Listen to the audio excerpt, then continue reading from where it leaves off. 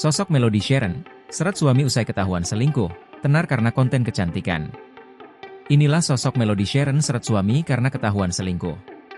Sosok Melody tenar karena konten kecantikan di YouTube. Ia juga memiliki banyak fans di kanal YouTube tersebut.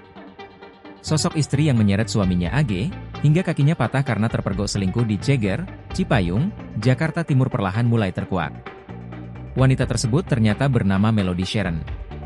Penelusuran tribunjakarta.com, Melody Sharon dan AG memiliki 2 orang anak yang masih kecil. Di tahun 2017 hingga 2021, Melody Sharon terlihat cukup aktif di YouTube. Melody Sharon kerap mengunggah video yang merekam aktivitasnya bersama anak-anaknya di saluran YouTube pribadinya. Tak cuma itu, Melody Sharon juga sering muncul di saluran YouTube sebuah media online seputar kecantikan dan perempuan. Melody Sharon terlihat membuat konten tutorial make up hingga berkaraoke. Wanita tersebut rupanya memiliki banyak penggemar.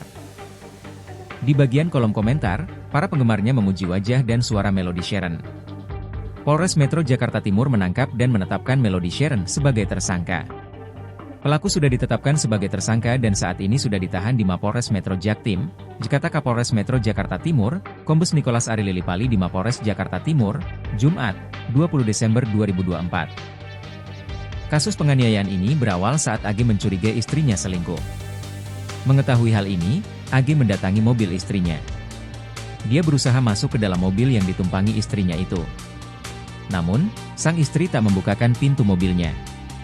Melody malah terus melajukan mobilnya hingga AG terseret. Mengetahui suaminya terseret dan terjatuh, Melody malah tidak menolongnya. Padahal, sang suami sempat menelpon Melody untuk meminta pertolongan. Namun saat itu, Melody menghiraukan dan meninggalkan korban tanpa memberikan pertolongan.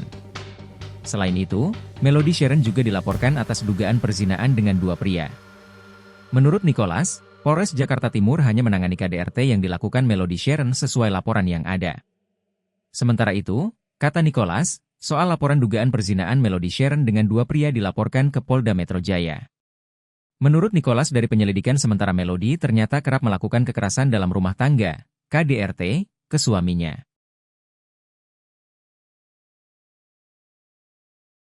Download Tribun X sekarang, menghadirkan lokal menjadi Indonesia.